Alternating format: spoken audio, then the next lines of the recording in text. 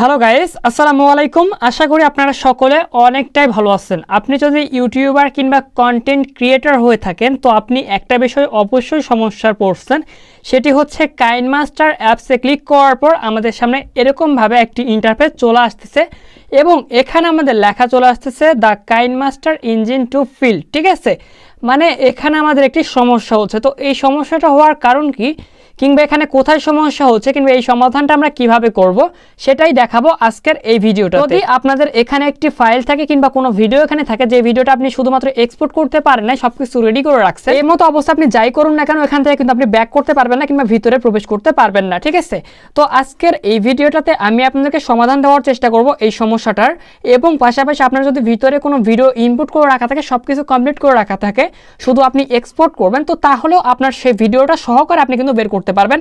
ভিডিওটার কোনো প্রকার কোনো ক্ষতি হবে না কিংবা ভিডিওটা ডিলিটও হবে না। সো গাইজ, আজকের এই ভিডিওটা খুবই ইন্টারেস্টিং একটি ভিডিও হতে যাচ্ছে। আশা করি ভিডিওটা আপনাদের অনেকটাই ভালো লাগবে। ঠিক আছে, সো গাইজ সিম্পলি চলুন আমাদের আজকের মেইন ভিডিওটি শুরু করা যাক।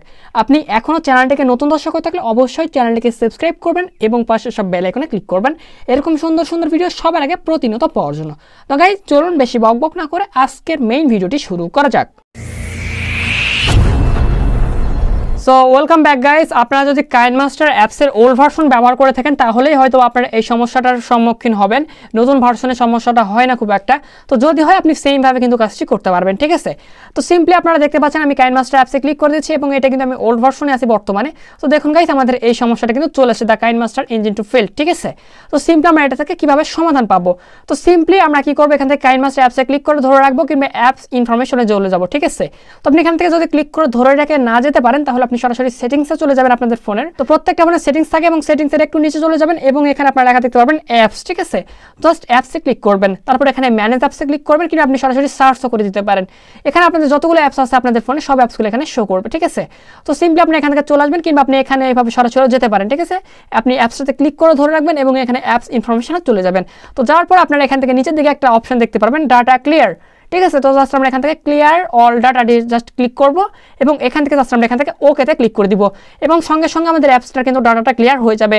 সো আপনারা এখন ভাবতে পারেন যে আমাদের অ্যাপসের ডাটাটা ক্লিয়ার হয়ে গেছে, তার মানে হয়তো আমাদের যে ভিডিওটা ইনপুট করা ছিল সেই ভিডিওটা ডিলিট হয়ে গেছে। সো না গাইস, একদম ভিডিওটা ডিলিট হয় নাই, আমি আপনাদেরকে বিষয়টা লাইভ প্রুফ দেখিয়ে দিচ্ছি। আপনারা জাস্ট দেখতে পাচ্ছেন এখানে আমি অ্যালাউয়ে ক্লিক করলাম, এখানে আমি আবারও অ্যালাউয়ে ক্লিক করলাম। আমাদের আগে যে ভিডিওটা ছিল সেই ভিডিও আমি যেগুলো আগে এডিট করছি সেই ভিডিওগুলো এখন অলরেডি আছে। দেখুন গাইস, আমার এখানে কিন্তু শো করতেছে, আমাদের সব ভিডিও কিন্তু এখানে আছে। সো এরকমভাবে খুব সহজে আপনি এই সমাধানটা করতে পারেন। তো গাইস, আশা করি ভিডিওটা ভালো লাগছে। যদি ভিডিওটা থেকে একটু উপকার থাকে অবশ্যই ভিডিওতে একটা লাইক দিয়ে দিবেন এবং চ্যানেলে নতুন দর্শক হয়ে থাকলে অবশ্যই চ্যানেলকে সাবস্ক্রাইব করে রাখবেন। তো গাইস, আজকের এই ভিডিওটা এখানে সমাপ্ত করতেছি। ভালো থাকবেন, সুস্থ থাকবেন, খোদা হাফেজ।